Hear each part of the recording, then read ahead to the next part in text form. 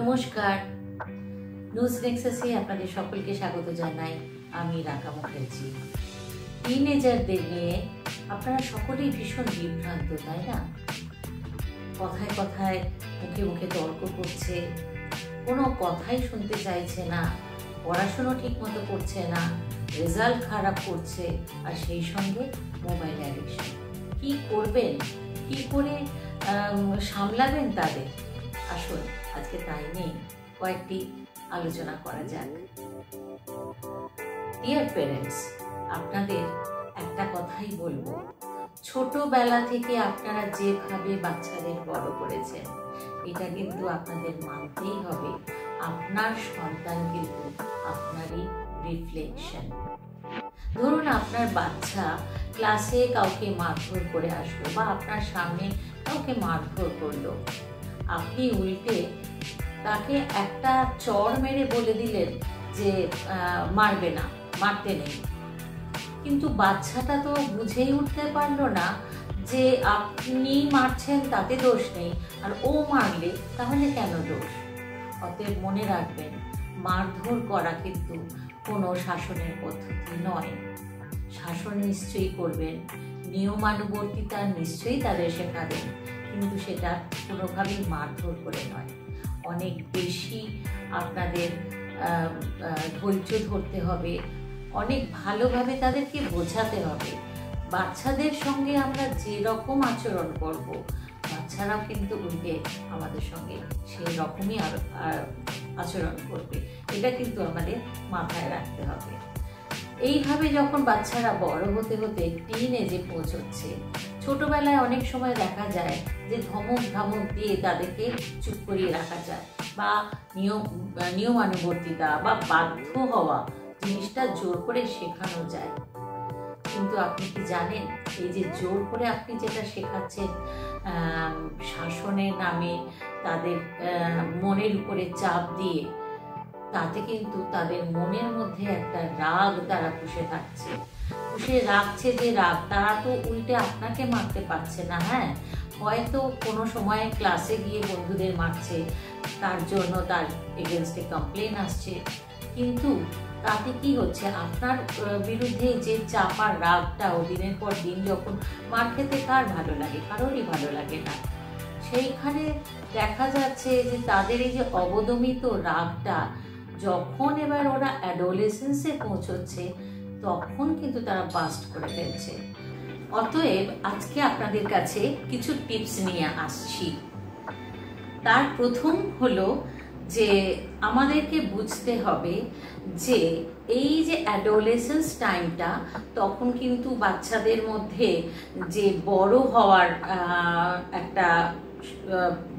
হওয়ার যে পরিক্রমা চলছে, তার শরীরের মধ্যে দিয়ে, তার মনের মধ্যে দিয়ে, তার আবেগের মধ্যে দিয়ে, তারা ভাবছে আমি বড় হয়ে যাচ্ছি, বড় হয়ে গেছি, কিন্তু আসলে তো তারা বড় হয় না। অতএব দেখতে হবে যে তাদের এই বড় হওয়াটা আমরা যেন সহজে অ্যাকসেপ্ট করতে পারি। তাদের শরীরের মধ্যে যে পরিবর্তনগুলো আসে, তাই নিয়ে প্রথম তারা খানিক লজ্জাতে থাকে, এবং সেই জায়গাতে আপনাদেরকেই কিন্তু বলে বোঝাতে হবে যে সবটাই স্বাভাবিক এবং এই পরিবর্তনগুলো খুব স্বাভাবিক। তারা যেন নিজেদের শরীরের পরিবর্তনগুলোকে মেনে নিতে পারে, এবং অনেক কিছু হয়তো তারা গোপন করতে চেষ্টা করবে, কিন্তু আপনি যদি বন্ধুর মতো তাদের সঙ্গে ব্যবহার করেন, বিশেষ করে পেরেন্টসদের মধ্যে একজন মা বা বাবা, যার সঙ্গে বাচ্চার একটা বন্ধুত্বের সম্পর্ক, যেখানে সে তার শরীরের সমস্যা, তার মনের সমস্যা সবটা যাতে বলতে পারে, সেইটা কিন্তু দেখতে হবে। তাকে আগে থাকতে, অ্যাডোলেসেন্সে পৌঁছানোর আগে থাকতে কিন্তু প্রস্তুত করে রাখুন তার এই পরিবর্তনের জন্য এবং পরিবর্তনকে অ্যাকসেপ্ট করার জন্য। তাকে সময় দিন, তাকে বোঝান এবং তাকে বুঝুন। আরও যে আরেকটা ব্যাপার আমি বলবো, যে সেটা হচ্ছে যে তার যে মেন্টাল এবং ইমোশনাল ওয়েলবিং, সে যাতে মানসিকভাবে এবং ইমোশনাল দিক থেকে যাতে সুস্থ থাকতে পারে। একটা জিনিস বুঝতে হবে যে এই সময়টায় একটা তর্ক করার প্রবণতা হয়তো আসে, কারণ কোথা থেকে আসে, কারণ সেটা নিজের যুক্তি দিয়ে পৃথিবীটাকে দেখার চেষ্টা করে, পৃথিবীকে বোঝার চেষ্টা করে। সব সময় মা বাবা বলছেন আর সেটা মেনে নেব, যেটা আমি ছোটবেলা থেকে করে এসেছি, সব সময় হয়তো তাদের যুক্তিতে সেটা মেনে নিতে পারে না। এবং সেই জায়গাতে একটাই আমরা করতে পারি, সেটা হচ্ছে যে তাদেরকে বোঝানো। কেন? যুক্তি দিয়ে বোঝানো। সে যদি কোনো যুক্তি দিচ্ছে, আপনাকেও একটা যুক্তি দিয়ে বোঝাতে হবে। যেটা নিয়ে সে জেদ করছে বা যেটা নিয়ে সে তর্ক করছে, সেটার পরিণতিটা কি। আমার মনে হয় যে তাকে যদি জোর করে চাপিয়ে না দিয়ে তাকে যদি সুস্থভাবে বোঝানো যায়, তাহলে কিন্তু সে সেটা মানবে এবং মেনে নিতে প্রস্তুত থাকবে। তৃতীয়ত আমি বলি যে রেসপেক্ট করাটা কিন্তু শেখাতে হবে। আমরা সবসময় হয়তো এইটুকুই শেখাই যে বাচ্চারা বড়দের রেসপেক্ট করবে, কিন্তু শুধু তাই না, বাচ্চারা যেমন বড়দের রেসপেক্ট করবে, তেমনি বড়দেরও কিন্তু বাচ্চাদের রেসপেক্ট করতে হয়। কারণ আমরা জানি যে রেসপেক্ট করলে তবেই কিন্তু রেসপেক্ট পাওয়া যায়। অতএব কোনো রকমভাবে, আবারও একটু আগের মতো বলছি, যে তাদের কোনো রকম পানিশমেন্ট দেওয়া তো রেসপেক্ট করা না, বরং তাকে পানিশমেন্টের বদলে রিওয়ার্ডের কথা ভাবা যেতে পারে। যে তুমি যদি এই কথাটা আমার শোনো বা তুমি যদি রেজাল্টটা ভালো করো, তাহলে তোমার জন্য একটা পুরস্কার থাকবে। পুরস্কারটা হয়তো সবসময় জিনিস কিনে দেওয়া নয়, হতে পারে তাদেরকে আপনি একটা ট্রিট দিলেন, একটা কোথাও খাওয়াতে নিয়ে গেলেন বা কোথাও বেড়াতে নিয়ে গেলেন, বা এবং সেগুলোকে খুব দরকার। কিন্তু এইটা দেখবেন যে আপনি আপনার সন্তানের ডিসিশনকে রেসপেক্ট করছেন কিনা। হয়তো সে কোনোদিন একটা পার্টিতে একটা জামা পরতে চাইছে, কিন্তু আপনি বললেন যে না, এটা পরো না, তুমি অন্যটা করো। সবসময় নিজেদের চয়েস বা নিজেদের মতামতটা চাপিয়ে দেওয়ার থেকে খানিকটা বিরত থাকাই ভালো।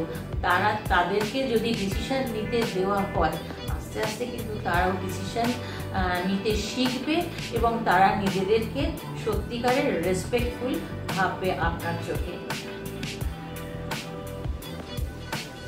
নেক্সট যে সাংঘাতিক ঘটনাগুলো ঘটে চলেছে আমাদের চারপাশে, সেটা হচ্ছে সোশ্যাল মিডিয়া, অনলাইন সেফটি।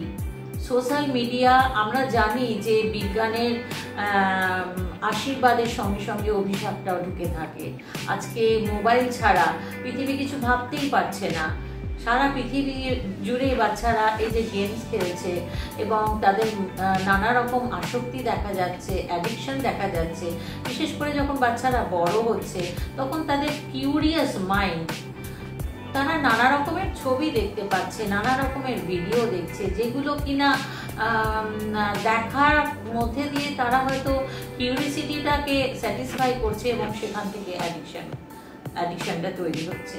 এবারে যেটা করতে হবে, আমাদেরকে বোঝাতে হবে যে কোন জিনিসের পরিণতিটা কি হতে পারে। আমার মনে হয় যদি যুক্তি দিয়ে এবং সঠিক যুক্তি দিয়ে তাদেরকে যদি বোঝানো যায় যে কি কি ক্ষতির দিক আছে, সোশ্যাল মিডিয়ার কি কি ক্ষতির দিক আছে, খারাপ সাইটগুলোতে গেলে সেও যে কোনোদিন আক্রান্ত হতে পারে কোনো হ্যাকার্স দ্বারা, সেও যে কোনো রকমভাবে সোসাইটির কাছে একটা খারাপ কিছু তার জন্য হতে পারে, সেটা কিন্তু বোঝাতে হবে। তাদেরকে যদি সেভাবে বোঝানো হয়, আমার মনে হয় তারাও এই সাইবার সেফটির কথা ভাববে এবং নিজেদেরকে তারা সচেতনভাবে রক্ষা করবে। সব কিছুর মধ্যেই থাকতে হবে, মোবাইল ছুঁয়ো না, মোবাইল ধরো না, এই কথাগুলো বলে হয়তো তাদেরকে থামানো যাবে না। কারণ আজকের দিনে দেখছি যে পড়াশুনো, গুগল সার্চ, অনেক কিছু ভালো কিছু তো রয়েছে মোবাইলের এবং এই ইন্টারনেটে। শুধু মোবাইল বলবো না, ইন্টারনেটের জগতে এই যে এত কিছু ডেটা আমরা জানতে পারছি, তার উপরে এখন এআই এসে গেছে, এত কিছু ইনফরমেশন নিয়ে সবাই যে খারাপ কিছু দেখছে তা নয়, অনেকেই আছে ভালো কিছু দেখছে, তারা ডিজিটালি অনেক বেশি স্মার্ট হচ্ছে, যেটা নিয়ে তারা ভবিষ্যতে পড়াশুনো করার ইচ্ছা পোষণ করছে, সবটাই ঠিক। কিন্তু খারাপ দিকটা যদি তাদেরকে সচেতনভাবে জানিয়ে রাখা যায়, বুঝিয়ে রাখা যায়, তাহলে মনে হয় তাদেরকে রক্ষা করা যাবে।